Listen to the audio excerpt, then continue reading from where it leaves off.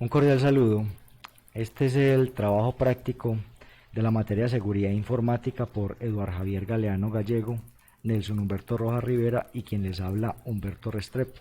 Fundación Universitaria Católica del Norte, septiembre de 2022. Vamos a hacer un poco de historia sobre nuestro tema, que es blockchain. En el 2008 los bancos sufren la crisis financiera y tienen que ser rescatados con dinero de los contribuyentes. El 3 de enero de 2009, firmado por Satoshi Nakamoto, aparece un white paper llamado Bitcoin, un sistema de dinero en efectivo electrónico peer-to-peer. Y ese mismo 3 de enero de 2009 aparece el bloque génesis de lo que vendría a ser la cadena de blockchain llamada Bitcoin para dar soporte a la moneda electrónica. En este bloque génesis aparece codificado un artículo del periódico El Times que indica que el canciller de Gran Bretaña va a hacer quiere hacer un segundo rescate de los bancos. Muchas personas dicen que todo este trabajo aparece como una reacción a lo que mucha gente considera el abuso del sistema bancario, que es un sistema centralizado que está en la mitad de las personas que quieren hacer transacciones con dinero. Pues el sistema se diseña, según dice el artículo, de tal manera que cambiemos esa intermediación de los bancos por tecnología, o sea, en este caso criptografía. Nace así no solo la moneda Bitcoin, sino que nace la tecnología blockchain. Vamos a hablar un poco de conceptos básicos. ¿Qué es un hash? Con un algoritmo llamado SHA-256 podemos ingresar un texto plano como una letra A y obtenemos 64 dígitos hexadecimales, como un código que representa a esta letra A. Esto lo podemos ver en este sitio, mn178github.io. Resulta que a veces podemos meter aquí una cadena muy larga y por coincidencia el algoritmo nos puede arrojar el mismo código, generando un problema que se resolvió añadiéndole sal al dato. Quiere decir que ahora, generando un número aleatorio que se lo añadíamos al dato, diferente pues para cada codificación, entonces lográbamos obtener ya un resultado totalmente diferente al inicial, al del solo el dato, y ya la probabilidad de que se replicara con otro dato sería muy pequeña. Este código que estamos llamando hexadecimal tiene símbolos del 0 hasta la F, en decimal es del 0 hasta el número 15 y en binario cada número hexadecimal representa cada 4 dígitos binarios. Entonces, como vemos, si multiplicamos estos 64 dígitos por 4 bits, lo que tenemos en esta cadena son 256 bits. Otros algoritmos que hacen esto sería el SHA-1, SHA-2, el MD2, MD5, pero en el momento el que utilizamos es el SHA-256 para este ejemplo. Vamos a mirar otra característica del hash. El hash ante mínimos cambios da resultados totalmente diferentes. Si aquí metemos un errorcito ortográfico donde no colocamos la A con tilde, obtenemos este hash. Pero si colocamos la frase corregida, obtenemos un hash totalmente diferente. El sistema o el algoritmo está hecho para que en cascada se generen unos cambios inmensos con el solo cambio en un solo carácter. Esto, como veremos más adelante, nos va a proporcionar integridad. Vamos a mirar algunos conceptos básicos, que es criptografía asimétrica. En la criptografía asimétrica los usuarios tienen una llave privada y una llave pública. Lo que codifiquen con su llave privada puede ser decodificado con su pública y viceversa. Un usuario 2 cuenta con el mismo par de llaves, con las mismas características de las del usuario 1. Supongamos que este usuario 1 quiere mandarle por algún motivo decir a su amigo el usuario 2 que huya. Entonces lo primero que él hace es utilizar la llave pública de su amigo, que como es pública tiene acceso a ella, él mismo se la puede compartir o está en muchos lugares. Con un algoritmo que se llama AES 256 vamos a encriptar con la llave pública la palabra huye. Esto lo podemos ver en el sitio deblon.com, donde jugamos poniendo la palabra huye y la clave secreta era esta misma y encriptamos para obtener este resultado. Esta es la palabra huye encriptada con el algoritmo AES 256. Por otro lado, antes de enviarle ese mensaje a su amigo, él le hace un hash con SHA-256 a la palabra huye, obteniendo este 64 hexadecimales que empiezan en 20 y terminan en NB8. Luego hace algo, toma su llave privada y codifica ese hash, obteniendo este código, que es, o lo llamamos ya un documento con firma, o sea, firmó con su llave privada este hash. Ahora lo va a encriptar con AES 256 como lo hiciera aquí con la palabra huye y obtiene este código. Como ya estos dos códigos están encriptados, él podría mandarlos a través del medio hacia su amigo. Ya lleva un alto grado de confidencialidad, porque si alguien acá los toma, se los podría robar, pero podría robarse este par de mensajes, pero decodificarlos ya es otra cosa muy complicada. Lo que hace su amigo con el primer mensaje es decodificarlo con su llave privada. Se codificó con su llave pública, entonces con su llave privada lo decodifica y obtiene la palabra huye. Pero él tiene dudas todavía de que su amigo le haya mandado a decir eso, porque en el medio podría haber alguien fabricado este mensaje y habérselo enviado, lo podían haber alterado en la mitad. Y entonces él lo que hace es aplicarle el hash, obteniendo el mismo código de 64 hexadecimales que empieza por 20 y termina en NB8 que obtuvo su amigo cuando lo hizo. Acá. Luego toma el segundo mensaje y le aplica su llave privada, obteniendo el mensaje firmado. Como lo habían codificado con su llave pública, él lo decodificó con su llave privada, obteniendo el mensaje firmado igualito al que había mandado su amigo. Ahora hacemos algo, que es aplicarle la llave pública del usuario número 1. La llave pública del usuario número 1 empieza en 3 nueves. Se la aplicamos y se decodifica este mensaje firmado. En este momento, como logró decodificarlo con la llave pública de su amigo, entonces quiere decir que hay no repudio. Él ya sabe que fue su amigo el que le mandó el mensaje que vino por este lado. Ahora, él compara los dos mensajes y, como vemos, es la decodificación del mismo hash del mensaje. Le añadió integridad, este método le añadió integridad a la comunicación, porque por un lado nos dimos cuenta de que la información fue confidencial, por otro lado vimos que no hay repudio, y por el otro lado nos dimos cuenta que el mensaje no fue alterado al obtener el mismo hash por los dos lados de la comunicación. Bueno, vamos a estudiar ahora las partes del sistema blockchain. Por un lado tenemos las transacciones. Hay muchas personas queriendo compartir bitcoins con otras y lanzan transacciones hacia la red.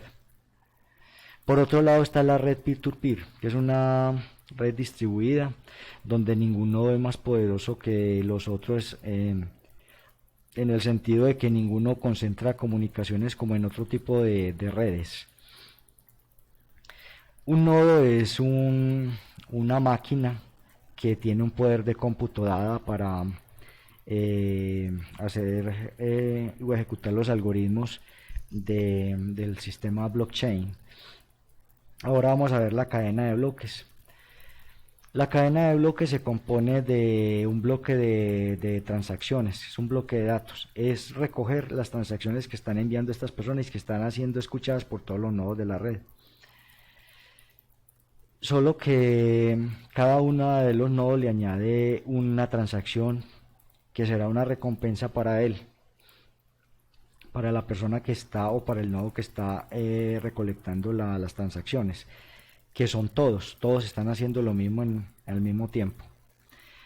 Luego se aplica la función hash a este bloque de datos para, como vimos, darle integralidad a la red.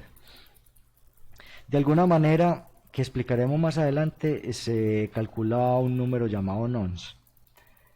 Se estampa con un servidor de sellado de tiempo la fecha correspondiente al momento en que se hizo toda esta transacción y se coloca el hash del encabezado previo, porque había un bloque previo eh, al, había un bloque previo, digamos que este bloque lo fabricamos en el tiempo t sub 0, pero hubo un bloque en t sub 0 menos 1 que tenía un encabezado, donde el encabezado son estos 4 niveles que vemos acá arriba. A ese encabezado del bloque previo se le sacó un hash y se almacenó acá.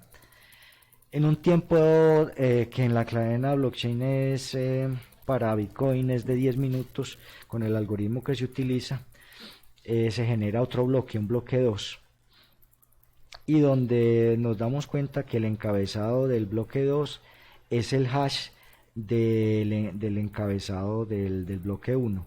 No hay que repetir aquí o almacenar aquí los datos, porque en realidad ya están en este hash que se hizo del bloque de datos. Entonces toda la información del bloque 1 está contenido en cada uno de los bloques azules que vienen después. En tiempo t sub 2, que es igual a t sub 1 más 10 minutos, 20 minutos después de este bloque más o menos, se genera un bloque 3, donde se hace lo mismo. Toda la información que estaba en este bloque más la de este bloque se almacena en la cabecera del hash de este tercer bloque, y así sucesivamente, cada 10 minutos.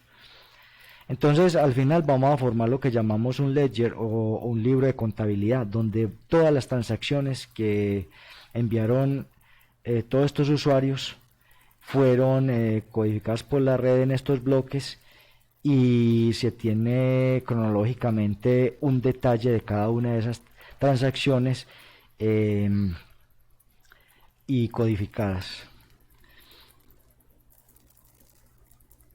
Ahora vamos a hablar un poco sobre la primera parte, que son las transacciones.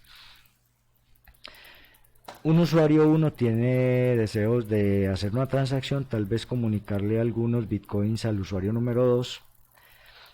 Recordemos el tema de cada uno tiene su llave privada y su llave pública. Este usuario 1 genera la transacción, que es incluir los datos de cuánto quiere transferir, y le pide al usuario 2 su llave pública para codificar ese mensaje. Él se la puede compartir a través de un código QR, por ejemplo, o si estamos en un restaurante podemos verla de pronto en el menú. Entonces, como vimos, él hace un hash de lo que es los datos, e incluye la llave pública dentro de ese hash. Ahora lo que vamos a hacer es utilizar la llave privada del usuario 1 y obtenemos un documento firmado. Tenemos un documento firmado. Entonces la red se va a dar cuenta que si decodifica este documento firmado, va a tener certeza, no repudio, sobre el usuario número 1, y además va a tener la llave pública del usuario número 2. Entonces, con esas comprobaciones la red peer-to-peer puede trabajar con esta información, generando un bloque donde va a quedar almacenada esa transacción.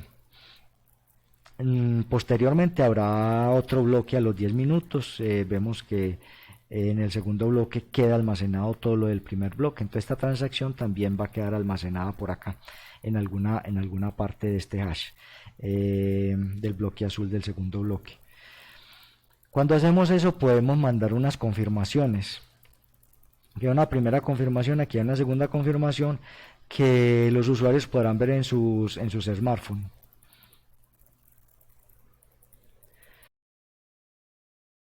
Cordial saludo, mi nombre es Eduardo Javier Galeano Gallego. Aquí tenemos la red peer-to-peer y los nodos. Y también tenemos la cantidad de transacciones que están generando los usuarios. Entonces los nodos empiezan a recoger un conjunto de transacciones. Como pueden ver en color, este otro nodo tiene en su poder otras transacciones. Cada uno de los nodos tiene el bloque de transacciones hasta el último bloque n, que fue el último que se generó. Y está trabajando cada uno actualmente para generar el n+1. Entonces cada uno recoge transacciones para generar su bloque n+1. Y recordemos que dentro de su bloque también hay una recompensa para él. Lo mismo para cada uno de los nodos. Entonces, en este momento, cada uno está tratando de formar el bloque de datos. Cuando terminan de recoger las transacciones, que en Bitcoin puede ser unas 2400, se hace un hash de esa información. Luego, se estampa con el servidor de ensayado de tiempo, se estampa el tiempo en el que se generó este bloque. Y luego se estampa el encabezado hash de la transacción que vimos antes. Y luego viene el acertijo. En lo que es en las cadenas de bloques, en blockchains, se utiliza un acertijo que se llama la proof of work, la prueba de trabajo, como una forma de determinar que los nodos están trabajando honestamente en la construcción de los bloques y que no hay nodos haciendo trampas. Entonces, para eso se les pone un acertijo. El acertijo consiste en hacer un hash de todo su bloque y al hacerlo deben de obtener este código con su número hexadecimal de 64 dígitos con este número de ceros al comienzo. Este número de ceros es lo que da la dificultad para obtener este resultado. Cuando añado más ceros es más difícil de calcular el resultado. Por ello, debo de gastar muchos recursos de máquina para lograr todo este hash. Lograr obtener este acertijo con estos 4 bloques previos es muy difícil. Y ahí es donde ingresa el bloque nonce. Cuando empiezo a poner datos y empiezo a hacer hash, es más posible obtener este resultado y resolver el acertijo. Entonces, ¿cómo resolveríamos el acertijo? ¿Cómo hacemos para cambiar el dato que tiene nonce, se logre el resultado del acertijo? Entonces se logra con este ejemplo, donde un objeto de se compone la suma de los 4 objetos que son fijos, el bloque de datos, el hash de ese datos, el tail y el hash del cabeza anterior. Esos bloques son fijos y podemos fijar nuestro nonce en 0.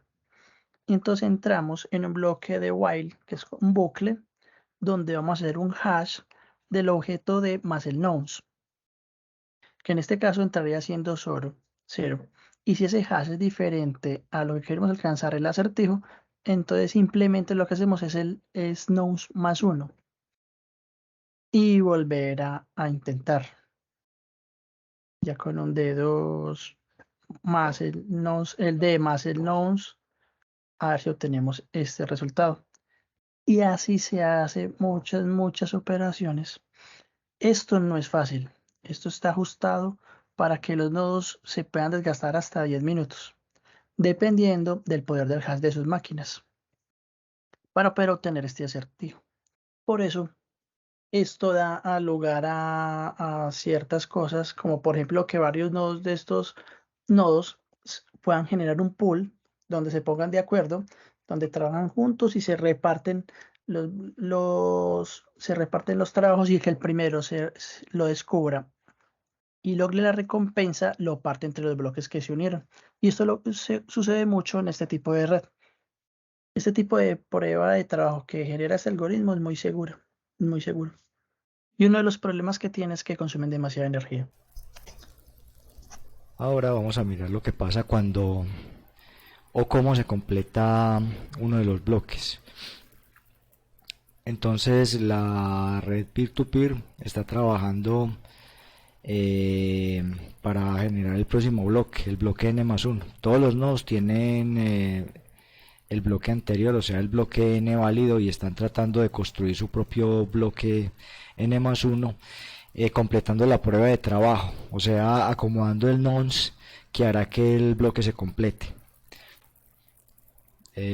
También lo vemos en este nodo. De pronto pasa que uno de los nodos logra completar el bloque n más 1, completando la prueba de trabajo. Inmediatamente, como esta red trabaja con broadcast, transmitiendo todo a todos, le comunica a todos los demás bloques que logró terminar la prueba de trabajo, que tiene un nuevo bloque listo. ¿Qué van a hacer los demás bloques de la red? Los demás nodos de la red lo que van a hacer es comprobar que efectivamente en este bloque color naranja estén contenidas todas las transacciones y que sean válidas. O sea, se realizan varias comprobaciones. Finalmente, cuando se realizan todas estas comprobaciones, el bloque N es añadido como el último bloque de la cadena blockchains, en este caso el bloque de color naranja, y todos los nodos empezarán a trabajar en la fabricación del próximo bloque, o sea que llamamos ahora el bloque n más 1. Buenos días, mi nombre es Nelson Humberto Rojas. Voy a explicarles un poquito acerca de blockchains. Específicamente les voy a explicar cuando tenemos un inconveniente dentro de la cadena, que es conocido como un bloque huérfano. Entonces, primero vamos a definir qué es un bloque huérfano. Es aquel que es conocido porque es resuelto correctamente. Eso quiere decir que es un bloque que es válido, pero que no puede ser utilizado entre la cadena. ¿A qué se atribuye esto principalmente? Se atribuye a que en el mismo instante en que, o cómo se origina, en el mismo instante en que dos mineros están trabajando en la cadena, puede ocurrir, o ocurre muy frecuentemente, que un minero soluciona el hash de un bloque y lo finaliza. E inmediatamente transcurridos unos pocos segundos, otro minero también finaliza el mismo bloque que estaban trabajando ambos, ¿cierto? Ambos bloques, aunque son válidos, para la cadena solamente se va a admitir uno. ¿Por qué se admite uno? Porque ese es el que tiene queda como con mayor descendencia y se puede identificar más fácilmente quién es su padre. ¿Cómo se puede originar también un bloque huérfano? Puede ocurrir que una persona no autorizada como un hacker esté revirtiendo transacciones en la red y a su vez cuente con más del 50% del hash de la red. Esta persona con estas características podría replicar un bloque que se consideraría un bloque huérfano dentro de dentro de la cadena, ya que el mismo no podría ser validado porque no tendría una descendencia, no se conocería quién es su padre o quién es la cadena padre a la que pertenece. ¿Cómo se solucionan estas situaciones?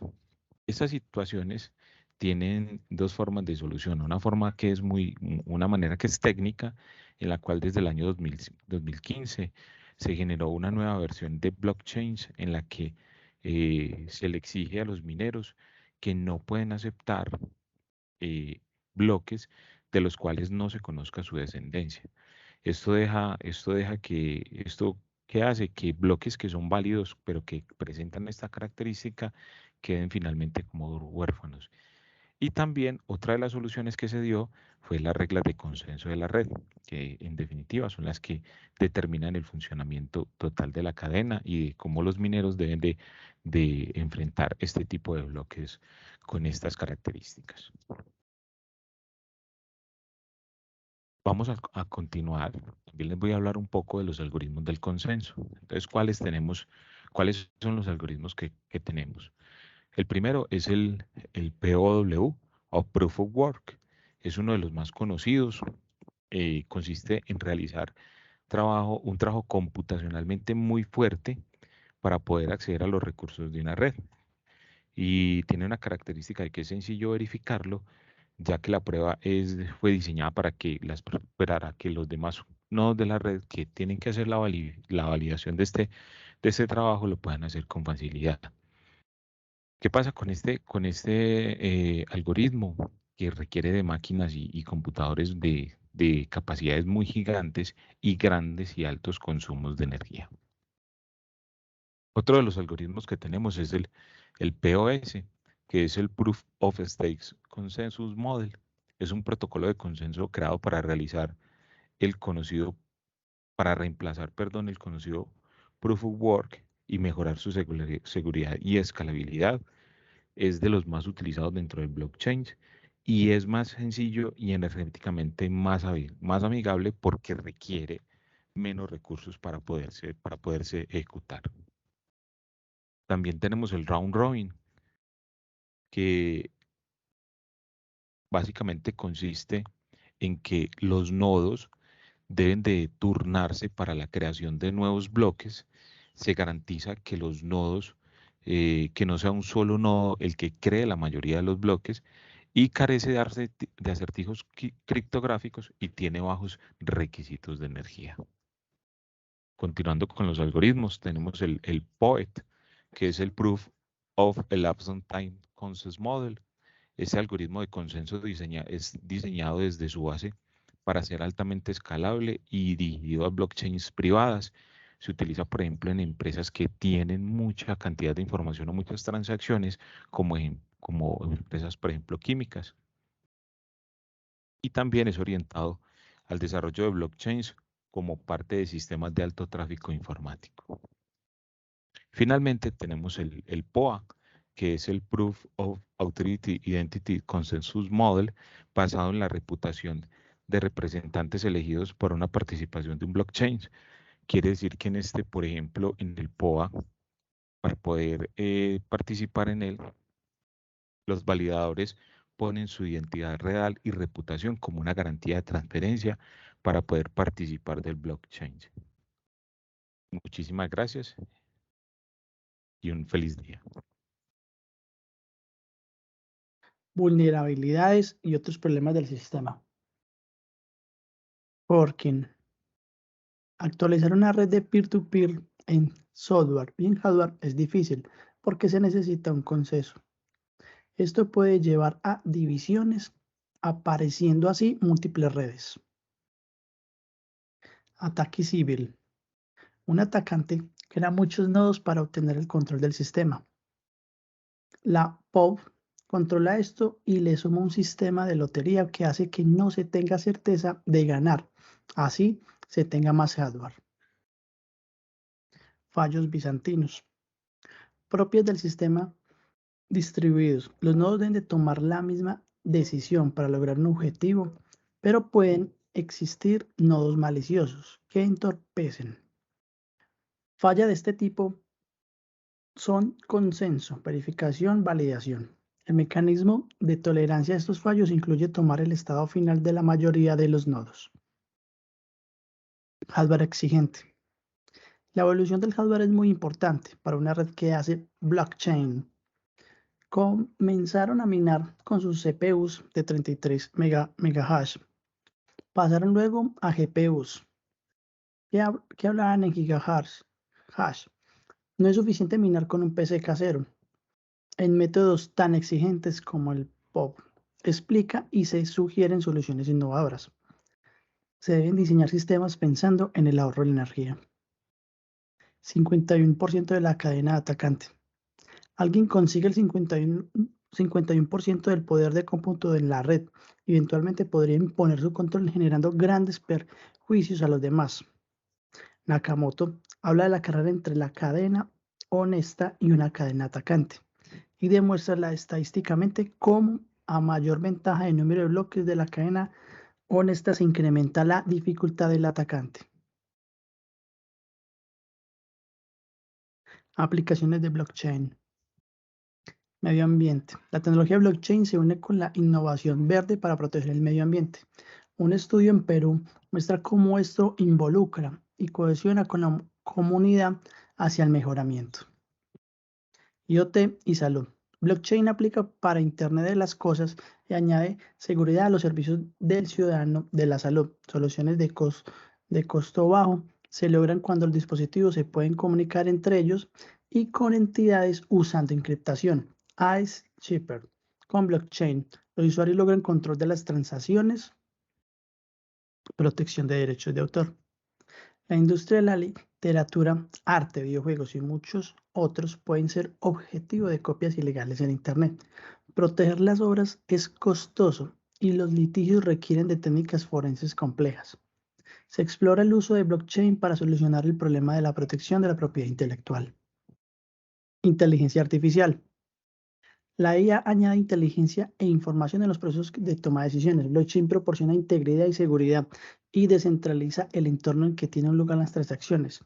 Lo pueden contribuir enormemente en la mejora de los procesos. Smart contracts. Son contratos con un programa encriptado que se ejecuta cuando se da una condición previamente definida por las partes. Evita intermediarios y comprobaciones adicionales. Genera ahorros. Otras criptomonedas. Existen además de blockchain y utilizan algoritmos diferentes para consenso, por ejemplo, el Ethereum.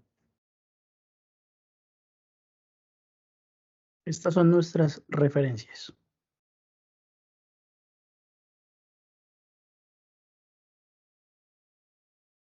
Muchas gracias.